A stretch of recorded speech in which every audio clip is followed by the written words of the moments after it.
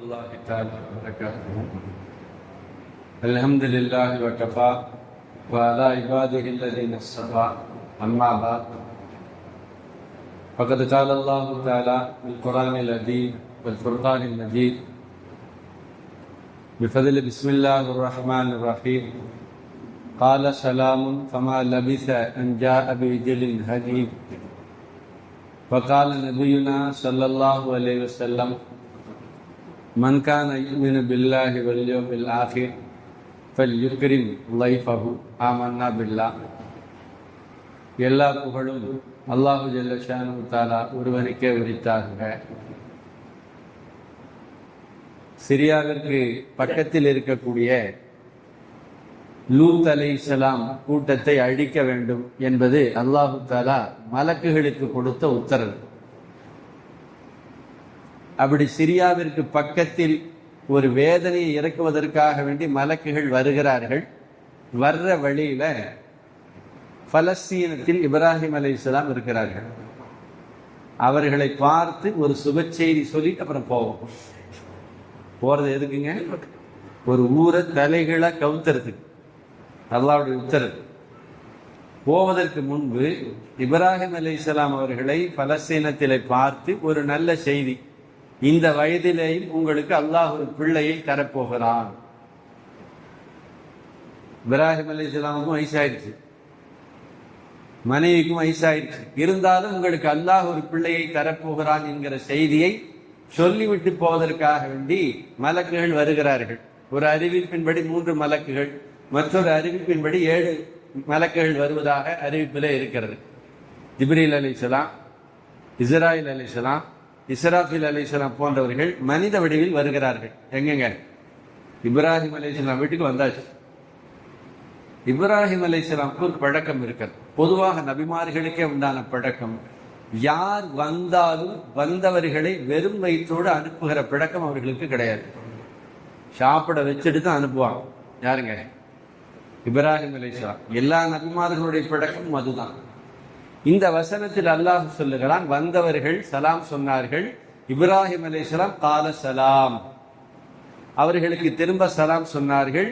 சொல்லி கொஞ்ச நேரத்தில் ஃபமா லபிஸ அன் ஜாஅ பிஇஜ்லின் ஹனீர், சுட்ட பொரித்த கன்று குட்டியை கொண்டு வந்து அவர்களுக்கு உணவாக வைத்தார்கள் என்று வருகிறது. இப்போ விருந்தோம்பல் தொடங்கிருச்சு. இதிலே நமக்கு சில செய்திகள் இருக்கிறது, விருந்து கொடுப்பவர்களுக்கும் சில செய்திகள் இருக்கிறது, விருந்துக்கு செல்லக்கூடியவர்களுக்கும் சில செய்திகள் இந்த வசனத்திலே இருக்கிறது. சங்கைக்குரியவர்களே, விருந்தோம்பல் என்பது இஸ்லாம் நமக்கு கற்றுக் கொடுத்த பல நற்பண்புகளில் ஒன்று. வந்தவர்களை வயிறு நிரம்ப சாப்பிட வைத்து அனுப்புவது. அதனாலதான் நீங்க பாருங்க, பல நேரங்கள்ல நபி ஸல்லல்லாஹு அலைஹி வஸல்லம் அவர்கள் இத்ஆமு தாம், உணவளிப்பது இல்லாம தெரிஞ்சவங்க தெரியாதவங்க யாரா இருந்தாலும் சாப்பாடு கொடுங்க. அதனாலதான் இன்னவோ தெரியல, உலகத்தில் எந்த மூலை முடுக்குகளில் ஒரு மனிதனுக்கு உணவில்லை என்றாலும் அங்கே சென்று நிற்பது முதல் மனிதன் முஸ்லிமாக இருக்கிறார். எனக்கு திடீரென்று ஞாபகம் வந்து விட்டது. இந்த கஜா புயல் நேரம் நம்முடைய தஞ்சை இந்த போன்ற பகுதிகளில் வேதாரண்யம் வரைக்கும் சரியான பாதிப்பு. யதார்த்தமாக அங்கே செல்லக்கூடிய வாய்ப்பு எங்களுக்கு கிடைத்தது. அப்பொழுது அங்கே ஒருவர் சொன்ன வார்த்தை, பாய் இதுவரைக்கும் எங்களை யாருமே வந்து பார்க்கவே இல்லை, முதல்ல நீங்க தான் பாய் வந்து பார்த்துருக்கீங்க, உங்க ஆட்கள் தான் வந்து பார்த்தார்கள் என்று சொன்ன வார்த்தை எனக்கு ரொம்ப சந்தோஷமாக இருக்கு. என்ன காரணம்? இஸ்லாமிய மார்க்கம் நமக்கு எவ்வளவு ஒரு அழகான பண்பை கற்றுக் கொடுத்திருக்கிறது. நான் உணவு இல்லையா கொண்டே கொடுக்கும், வந்தவர்களுக்கு வயிறார சாப்பிடக்கூடிய என்கிற பழக்கம், இது இஸ்லாம் நமக்கு கற்றுக் கொடுத்த ஒரு நல்ல பண்பு. 2வது, நபிமார்கள் எல்லாரிடத்திலேயுமே இந்த சிறப்பு பண்பு இருந்திருக்கிறது. குறிப்பாக இப்ராஹிம் அலைஹிஸ்ஸலாம் அவர்கள் ரொம்ப பேர் போனவங்க. அப்ப இந்த வசனத்தில் நமக்கு என்ன பாடம்? முதல் பாடம் என்னவென்று சொன்னால், வந்தவர்களை முகமன் கூறி வரவேற்க வேண்டும். வீட்டுக்கு விருந்தாளிகள் வந்துட்டாங்கன்னு வைங்க, கால சலாம், வந்தவர்கள் சலாம் சொன்னார்கள். இப்ராஹிம் அலைஹிஸ்ஸலாம் அவர்களை வரவேற்று உட்கார வைத்தார்கள். அப்போ வீட்டுக்கு விருந்தாளிகள் வந்தால் அவங்க எந்த நேரத்தில் வேணா வரட்டும், நைட்ல வரட்டும், பகல்ல வரட்டும், தூங்கலாம் நினைச்ச நேரத்தில் வரட்டும், தூங்கிக்கிட்டு இருக்கக்கூடிய நேரத்தில் வரட்டும், எந்த சங்கடத்தையும் முகத்தில் காட்டக்கூடாது. சிரித்த முகத்தோடு அவர்களை வரவேற்க வேண்டும். ஏன்? ஒன்று, அது நபிமார்களின் சுன்னத்து. இரண்டாவது, விருந்தாளிகள் வீட்டிற்கு வருகிறார்கள் என்றால் விருந்தாளிகள் வரல, அல்லாஹுடைய ரிஸ்க் நம்முடைய வீட்டிற்கு வருதுன்னு அர்த்தம். விருந்தாளிகள் வீட்டிற்கு வருகிறார்கள் என்றால் சாப்பாடு தீரப்போகுது என்று உலகம் சொல்லுகிறது. ஆனால் மார்க்கம் சொல்லுகிறது, விருந்தாளிகள் வருகிறார்களா, அல்லாஹுடைய பரக்கத் ரஹமத் உங்கள் வீட்டிற்கு வருகிறது, அவர்களுக்கான உணவு முன்கூட்டியே அல்லாஹ் அனுப்பிவிட்டார். சங்கைக்குரியவர்களே, யோசித்து பார்க்கிறோம், நபிமார்களின் சுன்னத்தை செயல்படுத்துவதற்கான வாய்ப்பு கிடைச்சிருக்குது என்று சிரித்த முகத்தோடு அவர்களை வரவேற்கிறோம். இது இப்ராஹிம் அலைஹிஸ்ஸலாம் நமக்கு கற்றுக் கொடுக்கக்கூடிய பாடம். ஏன்னா நபி ஸல்லல்லாஹு அலைஹி வஸல்லம் இப்படி ஒரு வார்த்தை சொன்னார்கள், உங்களில் யார் அல்லாஹுவையும் மறுமை நாளையும் நம்பி இருக்கிறார்களோ ஃபல்யுக்ரிம் லைஃபஹு, விருந்தாளிகளை சங்கைப்படுத்துங்கள் சொன்னாங்க. என்ன சொல்லல? ஃபல்யுக்ரிம் லைஃபஹு, விருந்தாளிகளுக்கு சாப்பாடு கொடுங்கன்னு சொல்லல. சாப்பாடு கொடுக்கறதுன்னா அதோட வேலை முடிஞ்சிடும். விருந்தாளிகளை சங்கைப்படுத்துங்கள் என்றால் வந்தவர்களுக்கு உணவு கொடுப்பது மாத்திரம் ஒரு மூமினுடைய பண்பல்ல. வந்தவர்களை மரியாதையோடு பேச வேண்டும், கண்ணியமாக நடத்த வேண்டும். அவர்கள் பரவாயில்ல, இவருடைய வீட்டுக்கு வந்தோம், இன்னொரு முறை வரலாம் என்று சந்தோஷப்படக்கூடிய முறையில் நம்முடைய அணுகுமுறைகள் இருக்கும். அப்ப ரொம்ப ஹானரபுளாக அந்த விருந்தாளியை நடத்த வேண்டும் என்று பெருமானார் ஸல்லல்லாஹு அலைஹி வஸல்லம் கற்றுக் கொடுக்கிறார்கள். இப்ராஹிம் அலைஹிஸ்ஸலாம் அவர்களை உட்கார வைத்தவுடன் போய் உடனடியாக ஒரு கன்றுக்குட்டியை பொறித்து கொண்டு வந்து வைக்கிறாங்க. இதற்கு என்ன பொருள்? ஏன் கன்றுக்குட்டியை கொண்டு வந்து வச்சாங்கன்னா, இப்ராஹிம் அலைஹிஸ்ஸலாம் இடத்துல இருந்த பொருட்களிலேயே மிக அதிகமானது கன்றுக்குட்டி தான். அப்ப என்னங்க செய்யணும்? விருந்தாளி வந்து நேர கறி கடைக்கு போகக்கூடாது, கன்றுக்குட்டி வைக்கணும், அப்படி அல்ல அர்த்தம். எது நம்மிடத்தில் இலகுவாக கிடைக்குமோ, அதிகமாக இருக்குமோ, ரொம்ப தாமதமாக அதை கொண்டு வந்து உடனடியாக அவர்களுக்கு சாப்பிட கொடுக்கணும்னு அர்த்தம். நம்முடைய வீட்டுல என்ன இருக்கோ அதை உடனடியாக கொடுத்துடணும். பிறகு கனமா வெயிட்டா அதெல்லாம் பிறகு பார்த்துக்கலாம். வந்தவர்களுக்கு எதையாவது சாப்பிட கொடுக்கணும். அதனாலதான் ஒவ்வொரு ஊர்களிலும் ஒரு பழக்கம் இருக்கு. கேரளா பக்கம் போனீங்கன்னா அந்த பழம் வச்சிருப்பாங்க, எடுத்து உடனே கொடுப்பாங்க. நம்ம ஊர்களில் பழைய காலங்களில் இந்த மோர் கொடுக்குற பழக்கம் இல்லையா? வீடுகளுக்கு வந்தா மோர் கொடுப்பாங்க, பெரும்பாலும் அதை வச்சிருப்பாங்க. இப்ப எது அவர்களிடத்தில் இருக்கிறதோ அதை வந்தவர்களுக்கு உடனடியாக கொடுப்பது, அது கலாச்சாரம் மட்டும் இல்லை, பெருமானார் ஸல்லல்லாஹு அலைஹி வஸல்லம் அவர்கள் மூலமாக நமக்கு கற்றுக் கொடுத்த சுன்னத். வந்தவர்கள் பரவாயில்ல, நம்முடைய வருகை அவர் ஏற்றுக்கிட்டார், சிரிச்ச முகத்தோட சந்தோஷமா வாங்க வாங்க என்று சொல்லுகிற போது அவர்கள் எவ்வளவு சந்தோஷப்படுகிறார்கள். சங்கைக்குரியவர்களே, அதே நேரங்களில் முகத்தை ஒரு மாதிரி வச்சுட்டு வாங்க அப்படின்னு கூட்ட எப்படி இருக்கும்? கற்பனையா சொல்றேன். அவர் யோசிப்பாரா இல்லையா? தெரியாம வந்துட்ட போது தெரியுது, அல்லது போன் விட்டு வந்திருக்கலாம் போது தெரியுது. யோசிப்பாங்களா இல்லையா? அந்த யோசனை அல்லாஹ் விரும்புவதில்லை. அப்படி அவர் யோசிக்கும்படியாக நாம் நடந்து கொள்வது நம்முடைய ஈமானை கேள்விக்குறியாக ஆக்குகிறது. நபிமார்கள் சிரித்த முகத்தோடு வரவேற்றிருக்கிறார்கள். உங்களுக்கு என்ன? அல்லாஹ் ரிஸ்க் தர்றான், அல்லாஹுடைய விருந்தாளிகள் அவர்கள், அல்லாஹுடைய பரக்கத்தை வேண்டாம் தள்ளலாமா? அப்போ விருந்தாளிகள் வருகிற போது நமக்கு என்ன கஷ்டமா இருந்தாலும் சரி, வாங்க வாங்க ரொம்ப சந்தோஷம் என்று அவர்களை வரவேற்க வேண்டும், சிரித்த முகத்தோடு அழைத்து வர வேண்டும். வீட்டில் என்ன இருக்கோ அதை கொடுக்கணும், தாமதம் இல்லாமல் கொடுக்கணும். தாமதம் இல்லாமல் தருவது விருந்தாளிகளை கண்ணியப்படுத்தக்கூடிய ஒரு பண்பு. சங்கைக்குரியவர்களை, இஸ்லாமிய மார்க்கம் சொல்லுகிறது 5 விஷயங்களை நீங்கள் தாமதப்படுத்தாதீங்க. பொதுவாக வேகமாக செய்யணும், வேகமாக செய்வது கூடாது. ஆனா இந்த 5 விஷயங்களை தாமதம் இல்லாமல் உடனடியாக செய்ய வேண்டும். ஒன்று, இத்ஆமுல் லுயூஃப், விருந்தாளிகளுக்கு உணவு கொடுக்கிறத தாமதம் பண்ணக்கூடாது. என்ன இருக்கு அதை கொடுத்துடணும், அப்புறம் தான் பிறகு.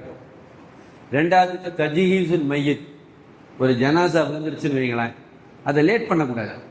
குளிப்பாட்டணும், கஃபன் பண்ணணும், உடனடியாக தஃபன் பண்ணணும். இதுதான் சட்டம். அப்போ வெளிநாடுகளிலிருந்து உறவுகள் வருகிறார்கள், அல்லது 4 ஃபிளைட் மாறி வருகிறார்கள், இதுவெல்லாம் இந்த மையத்திற்கு ஏற்படுகிற வேதனை வருத்தமாக இருக்கிறது. மையத்து இறந்து விட்டால் அது எவ்வளவு நேரம் வைக்கலாம்? குளிப்பாட்டி கஃபன் தஃபன் செய்யறதுக்கு எவ்வளவு நேரம் ஆகும்? அந்த அளவுக்கு வைக்கலாம், அவ்வளவுதான். அதற்கு மேல் அது வைக்கக்கூடாது, அது வேதனை செய்யப்படுகிறது என்றார்கள் பெருமானார் ஸல்லல்லாஹு அலைஹி வஸல்லம்.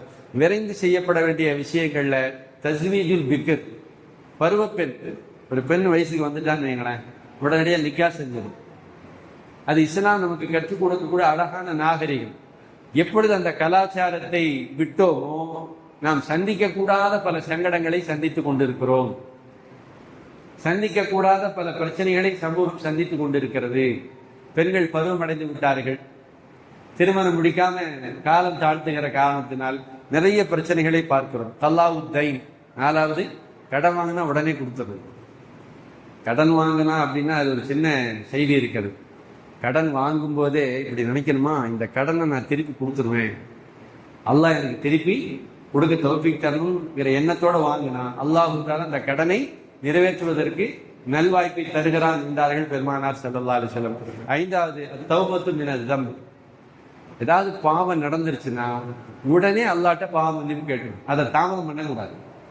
இப்ப இந்த 5 விஷயங்கள் சங்கைக்குரியவர்களே, குறிப்பாக விருந்தாளிகளுக்கு தாமதம் இல்லாமல் உணவு வழங்குவது, நான் ஆரம்பத்தில் சொன்னதை போல கண்ணியப்படுத்துதல்ங்கிறது ஒரு வரி, அதுக்குள்ள நிறைய செய்திகள் வரும். ஏன்னா சில விருந்தாளிகள் வந்து உட்கார்ந்தாங்க, அவர்களுக்கு பிடித்த மாதிரி பேசணுமா, அது அவர்களை கண்ணியப்படுத்துவது. அவர்களுக்கு அதை பத்தி பேசினா பிடிக்கும். எப்படி வியாபாரம் இப்படி பரவாயில்லையா, இந்த துபாயில் ஒரு கடை திறக்கிறதா சொல்லியிருந்தீங்களே, அது எப்படி நல்லா போய்கிட்டு இருக்கா, பஹ்ரைன்ல ஒரு கடை திறக்கிறதா பேசிட்டு இருந்தீங்களா, கேட்கணும். நமக்கு தேவையே இல்லை, அவர் சொல்ற வார்த்தையை வச்சு கேட்கணும்.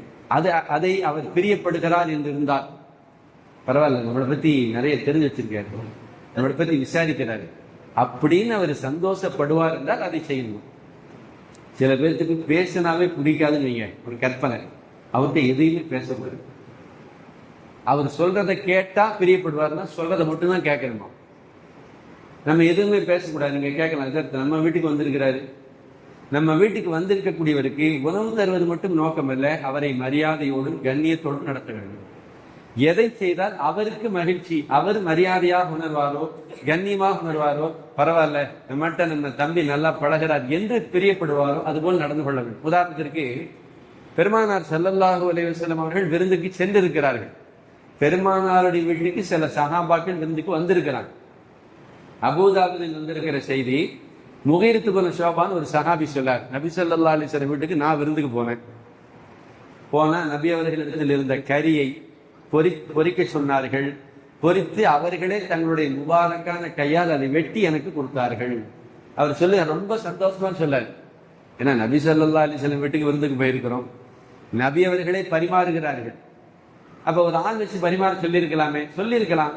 ஆனா நபி அவர்கள் பரிமாறினால் அவர்கள் என்ன செய்வாங்க, ரொம்ப சந்தோஷப்படுவாங்க, பெருமையா நினைப்பாங்க.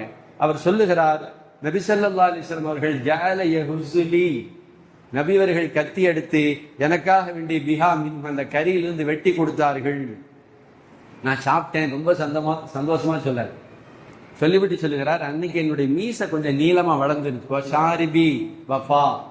என்னுடைய மீசை கொஞ்சம் நீளமாக இந்த உதட்டுக்கு கீழே வந்துருந்துச்சு. நபி ஸல்லல்லாஹு அலைஹி வஸல்லம் அவர்கள் மிஸ்வாக் குச்சியை வச்சு அப்படி வெட்டி விட்டாங்க. மீண்டும் நான் சொல்லுகிறேன், நபி அவர்களுடைய அந்தஸ்து உயர்வு, நபி அவர்கள் தொட்டு கொடுத்தது சஹாபாக்களுக்கு பாக்கியம், நபி அவர்கள் என்னுடைய மீசையை கத்தரித்தார்கள் என்பது பாக்கியம். அப்படி நினைச்சாங்க. நம்ம யார் மீசையை வெட்டி விட்டுறது, நான் அசர்த்து பயானுக்கு மீசையை வெட்டி விடுறதுன்னா வந்தவங்க சங்கடமா நினைச்சிருவாங்க. நபி ஸல்லல்லாஹு அலைஹி வஸல்லம் அவர்கள் சொன்னால் செய்தால் சஹாபாக்கள் பெருமையாக நினைப்பார்கள் இல்லையா? அதனால நபி அவங்க எனக்கு மீசையை வெட்டி விட்டாங்க அப்படிங்கிற சந்தோஷமா சொல்றாரு.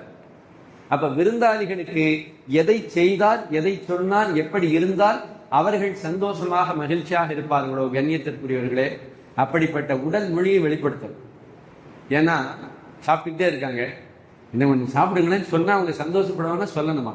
நபி ஸல்லல்லாஹு அலைஹி வஸல்லம் சொல்லுகிறார்கள், சாப்பிட்டு கொண்டு இருக்கிற போது அங்க இருக்கக்கூடிய பாத்திரங்களை நிறுத்தாதீங்க. ஏன்னா சாப்பிடக்கூடியவருக்கு முன்னால் பாத்திரங்கள் இருந்தால் மலாயிகத்துகள் துவா செய்து கொண்டே இருக்கிறார்கள். தஸாலுல் மலாயிகத்து துஸல்லி அலா அஹதிக்கும், மலக்குகள் துவா செய்து கொண்டே இருக்கிறார்கள். மாதாமத் மாயிதத்துஹு மௌலாத்துன் பைன யதைஹி, அவர் முன்னால் சாப்பாட்டு பாத்திரம் இருக்குன்னா துவா செய்து கொண்டே இருக்கிறார்கள். ஹத்தா யுர்ஃபா, அந்த பாத்திரம் உயர்த்தப்படுகிற வரை. அப்ப விருந்தாளிக்கு கூச்சம் இல்லாம வெக்கம் இல்லாம நிறைய சாப்பிடக்கூடிய ஒரு உணர்வை உண்டாக்குவது ஒரு மனிதனுக்கு கடமை. மிக குறிப்பாக கண்ணியத்திற்குரியவர்களே, சில விஷயங்களை செய்யக்கூடாது. விருந்து தர்றவங்க என்ன அப்படின்னு சொன்னா, சாப்பிட்டுட்டே இருக்காரு, ரசம் இருக்கு போட்டுக்கங்க, தயிர் இருக்கு போட்டுக்குங்க அப்படின்லாம் சொல்லக்கூடாதான். என்ன காரணம்? உங்களுக்கு என்ன வேணா சாப்பிடுங்கன்னு சொல்லலாம், நீங்க விரும்பினதெல்லாம் இருக்கு, இல்லை உங்களுக்கு வேற ஏதாவது வேணுமான்னு கேட்கலாம். இப்படி சொன்னா என்ன அர்த்தம் இருக்கும்? நீங்களே சால்னாவை போட்டு காலி பண்ணிடாதீங்க, ரசம் இருக்கு, அடுத்தவங்களுக்கு இந்த தயிர் போட்டுக்கங்கன்னு அர்த்தம் வாங்குவதற்கான வாய்ப்பு இருக்கான். அப்படி ஒரு முன்னோக்கத்தை அவர்கள் கற்பித்துக் கொள்வதற்கோ தவறாக புரிந்து கொள்வதற்கான வாய்ப்பு இருந்தா அந்த மாதிரியான வார்த்தைகளை அங்க சொல்லக்கூடாது என்று வருகிறது. நீங்க கேட்கலாம், அதற்கு நம்ம நல்ல எண்ணத்துல சொல்றோம், நம்ம நல்ல எண்ணத்துல சொல்றோம், அவங்க நல்ல எண்ணத்துல புரிஞ்சுக்கிட்டா பரவாயில்லையே. பாத்தியா, சால்னா 2வது முறை போட்டதுனால ஒரு ரசம் இருக்கு சொல்றாரு, தப்பா புரிந்து கொள்ள வாய்ப்பு இருந்தால் என்ன செய்வது? அப்போ எல்லாம் இருக்கு, நிறைய இருக்கு, வேற ஏதாவது வேணுமா என்று கேட்க வேண்டுமே தவிர அப்படிப்பட்ட வார்த்தைகளை சொல்லக்கூடாது. கண்ணியத்திற்குரியவர்களே, நம்முடைய உடல் மொழி கூட அவர்களுக்கு முன்னால நாம் மிக கண்ணியமாக இருக்க வேண்டும். விருந்தாளிகள் வந்து விட்டால் குறைந்து விடும் என்று கஞ்சத்தனத்தை காட்டக்கூடாது. அல்லாஹ் அதை விரும்புவதில்லை.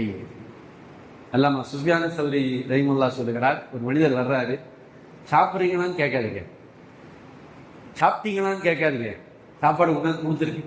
இப்ப இன்னும் அக்கல சாப்பிட்டா சாப்பிடட்டும், இல்லாட்டி விட்டுறட்டும். நாம் அவரை கண்ணியப்படுத்திய முகமாக வந்தவருக்கு உணவு எடுத்து வைங்கள், போதும். சாப்பாடு தீந்திரமே யோசிக்க வேண்டாம். கஞ்சத்தனம் இருக்கிறதே சங்கைக்குரியவர்களே, அல்லாஹ் நமக்கு தரக்கூடிய வெகுமதியில் நாம் யோசிப்பதாக அர்த்தம். அரபிகள்ல ஒரு கதை ஒன்று சொல்லுவாங்க. ஒரு அரபி சாப்பிடக்கூடிய நேரம் ரொட்டியும் தேன் எடுத்து வச்சாச்சு. ஒருத்தன் வர்ற சத்தம் கேட்டோடனே வேக வேகமா ரொட்டி தூக்கி உள்ள வச்சுட்டாரு. தேன் எடுத்து உள்ள வைக்கிறதுக்குள்ள விருந்தாளி உள்ள வந்தாச்சு. இவர் நினைச்சாரு ரொட்டி இல்லாம வெறும் தேனை மட்டும் சாப்பிட முடியாது இல்லையா, வாங்க வாங்க உட்காந்து சாப்பிடுங்க. என்ன ரொட்டி இல்ல, வெறும் தேன் தான் இருக்கு, நீங்க எங்க சாப்பிட போறீங்க? வந்தவர் சொன்னாரோ அதெல்லாம் சாப்பிடுவேன், அதெல்லாம் சாப்பிடுவேன். சரி, ஏதோ கொஞ்சம் சாப்பிடாருன்னா எடுத்து கப்புல இருக்கிற தேனை கொஞ்சம் கொஞ்சமா சாப்பிட ஆரம்பிச்சிருக்காரு. இவருக்கு தாளலை, இவர் தான் கஞ்சனாச்சே. இவர் சொன்னாரா, எப்ப பார்த்து சாப்பிடு, நெஞ்சு வலிக்க போகுது. நான் திரும்ப கேட்டானா, எனக்கா உனக்கா? எனக்கு வலிக்க போதா உனக்கு வலிக்க போதா? மொத்த தேனி சாப்பிட்றனே நினைச்சு உனக்கு வலிக்க போதா என்று கேட்டதாக ஒரு கதை ஒன்று சொல்வார்கள். சங்கைக்குரியவர்களே, அல்லாஹ்வுடைய உணவுகளில் நாம் கஞ்சத்தனம் காட்டக்கூடாது. நம்முடைய சொல், செயல், உடல் மொழி எதுவுமே அவர்களை சங்கடப்படுத்தி விடக்கூடாது. வீட்டுக்குள்ள பாத்திரம் சொரன்ற சத்தம் கேட்டுருவீங்க, வெளியே சாப்பிட வர சாப்பிட தோணுமா? அப்ப அதெல்லாம் நம்ம யோசிக்கணும். இதுவெல்லாம் மார்க்கம் நமக்கு கற்றுக் கொடுக்கக்கூடிய அழகான வழிமுறை. நபியம் ஒரே வார்த்தையில சொல்ல பல்யுக்கரின் லைஃப் ஆகும், விருந்தாளியை கண்ணியப்படுத்துங்க. இது யாருக்குங்க? விருந்து கொடுக்கிறவருக்கு. இந்த பக்கம் விருந்துக்கு போறாங்க பார்த்தீங்களா, அவங்கள பார்த்து நபி ஸல்லல்லாஹு அலைஹி வஸல்லம் சொன்னார்கள், அல்-லியாஃபத்து ஸலாஸத்து அய்யாமின் ஜாயிஸா. விருந்துக்கு போனா 3 நாள் தான் விருந்து. தமிழ்ல சொல்ல விருந்து மருந்து 3 நாள். 3 நாளைக்கு மேல என்ன நடக்கும்? நபி அவர்கள் சொன்னார்கள், சதக்கத்துன். ஒரு வீட்டுக்கு போறோம், அதிகபட்சமாக 3 நாளைக்கு நான் விருந்துக்கு போகலாம், அதற்கு மேல் நடப்பது சதக்கா என்றார்கள். சங்கைக்குரியவர்களே, விருந்திற்கு செல்லக்கூடியவர்களுக்கு என்று ஒழுக்கம் சொன்ன மார்க்கம் இஸ்லாமிய மார்க்கம். நம்ம போறோமே, 10 பேர் போறோமே, 10 பேர் அந்த வீடு கொள்ளுமா? சரி, வீடு தாங்கும், அவருடைய பொருளாதாரம் தாங்குமா? இதையெல்லாம் யோசிக்கணுமா?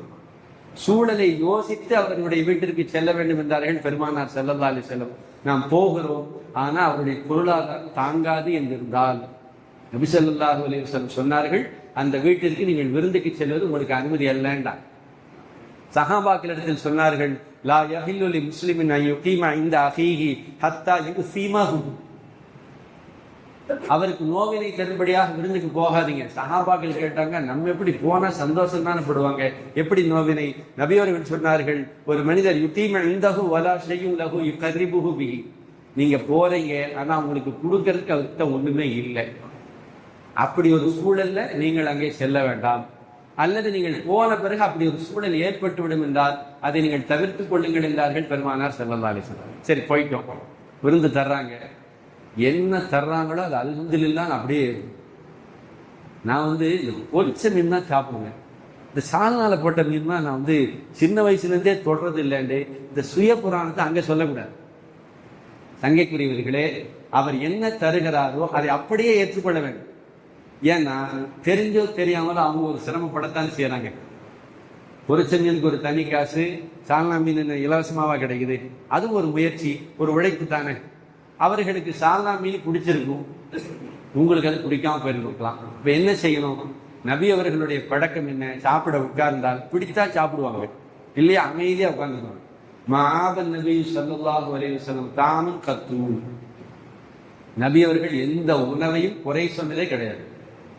விருந்துக்கு போனா நாம விருந்து கொடுப்பவர்களை சங்கைப்படுத்தணுமா, சந்தோஷப்படுத்தணுமா. நபி ஸல்லல்லாஹு அலைஹி வஸல்லம் விருந்துக்கு போறாங்க, தொழுகைக்கு நேரம் ஆயிடுச்சு, பிலால் ரலியல்லாஹு கூப்பிட்டாங்க. பிலால் ரலியல்லாஹு கூப்பிட்ட பிறகு நபி அவங்க உட்கார்ந்துருக்க மாட்டாங்க, எழுந்திரிச்சு போயிடுவாங்க. இப்ப விருந்து கொடுத்தவரு வருத்தப்படுவார். நபி அவர்கள் கேட்டார்கள், அத்தாபத் குருமுத்துக்க, எப்பா பிரியாணி ரெடியா அப்படின்னாங்க. இதோ ரெடி ஆகிக்கிட்டே இருக்கு. நபி அவர்கள் போய் அந்த பாத்திரத்திலிருந்து ஒரு கறி எடுத்து சுவைச்சாங்க. ஹதீஸ் ஷரீஃபில் வருகிறது, அதை நின்று கொண்டே வந்தார்கள். ஏன்னா இப்ப அவர் சந்தோஷப்படுவாரா இல்லையா?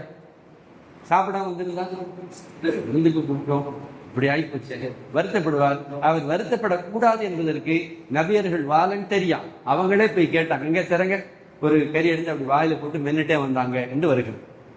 அப்ப விருந்துக்கு செல்லக்கூடியவர்கள் நாம் அவர்களை மரியாதையுடன் சந்தோஷப்படுத்த வேண்டும். இது மார்க்கம் நமக்கு கற்றுக் கொடுத்திருக்கக்கூடிய பாடம். பார்வையை பேண வேண்டும். அதே நேரத்தில் அவர்களுக்கு விசேஷமான ஏதாவது இருக்கை இருக்கும், அந்த இடத்துல நம்ம போய் உட்காரக்கூடாது. விருந்துக்கு சென்ற வீடுகள்ல சில பேர் அவர்களுக்குன்னு ஒரு இடம் வச்சிருப்பாங்க, ஒரு சேர் வச்சிருப்பாங்க, ஒரு சோஃபா வச்சிருப்பாங்க. எனவே அதையெல்லாம் நாம் புரிந்து கொள்ளாமல் சங்கைக்குரியவர்களை அவர்களிடத்தில் நாம் சென்று விடக்கூடாது. எனக்கு அப்படி வேணும் இப்படி வேணுங்கிற வசதிகள்லாம் கேட்கக்கூடாது. ஒரு முஸ்லீமுக்கு அழகல்ல என்றார்கள் பெருமானார் ஸல்லல்லாஹு அலைஹி வஸல்லம். அதே நேரத்தில் ஏதேனும் ஒரு உணவு செய்திருந்தால் அல்ஹம்துலில்லாஹ் பாராட்டலாம், இல்லையா? பாராட்டுற பழக்கம் இன்னைக்கு சமுதாயத்தில் எந்த அளவுக்கு இருக்குன்னே தெரியல. பாராட்டணும். நம்முடைய வீடுகளில் கூட மணிமார்கள் செய்யக்கூடிய உணவுகளை என்ன செய்யணுங்க, கொஞ்சம் பாராட்டணும். பரவாயில்ல, இன்னைக்கு சால்னா ரொம்ப அருமையா இருக்கு. நீங்க கேட்கறது புரியுது. அப்படி சொன்னா இப்ப நேற்று சால்னா அருமையா இல்லையான்னு கேள்வி வரும் இல்லையா? இன்னைக்கு சால்னா அருமையா இருக்குன்னா இப்ப நேற்று நல்லா இல்லையான்னு கேள்வி வரும். அது நீங்க தான் சமாளிக்கணும். ஏன்னா என்னைக்கா ஒரு நாள் பாராட்டணும், அப்படி ஒரு பிரச்சனை வரும். ஆனால் பாராட்டுவது இஸ்லாமிய மரபு. பெருமானார் ஸல்லல்லாஹு அலைஹி வஸல்லம் கற்றுக் கொடுத்தார்கள். நிறைவாக துவா செய்யுங்கள் என்றார். விருந்துக்கு போறோமா, துவா செய்யுங்க. அசத்துமார்கள் மட்டும்தான் துவா செய்யணும் இல்லை, நாமும் செய்யணும். அக்கல தாமுக்கும் அபரார், நல்லோர்கள் உங்கள் உணவுகளை ருசிக்கட்டு. அதே போல வஃப்திர் இந்தக்கும் சாயிமும், நோன்பாளிகள் உங்களிடத்திலே நோன்பு திறக்கட்டும், உங்களுக்கு மலக்குமார்கள் துவா செய்யட்டும் என்றெல்லாம் சொல்ல வேண்டும். கண்ணியத்திற்குரியவர்களே, இந்த அழகான மரபை விருந்து கொடுப்பவருக்கும் இந்த செய்தி இருக்கிறது, விருந்துக்கு செல்லக்கூடியவருக்கும் இந்த மரபுகளை இஸ்லாம் கற்றுக் கொடுத்திருக்கிறது. இந்த வசனத்திற்கு கீழே இதை பின்பற்றக்கூடிய நல்வாய்ப்பை வல்ல நாயன் நம் எல்லோருக்கும் வழங்குவானாக. அடுத்த தலைமுறைகளுக்கு இந்த நாகரிகத்தை, இந்த செயலை நம்முடைய பிள்ளைகளுக்கும் கற்றுத்தர வேண்டும் வல்ல நாயன். அப்படிப்பட்ட இந்த நல்ல மரபுகளை பின்பற்றக்கூடிய நன்மக்களாக நம் எல்லோரையும் ஆக்கி அன்புரிவானாக. ஆமீன். வாசல் அல்ஹம்துலில்லாஹி ரப்பில் ஆலமீன். அஸ்ஸலாமு அலைக்கும் வரஹ்மத்துல்லாஹி தஆலா வபரகாத்துஹு.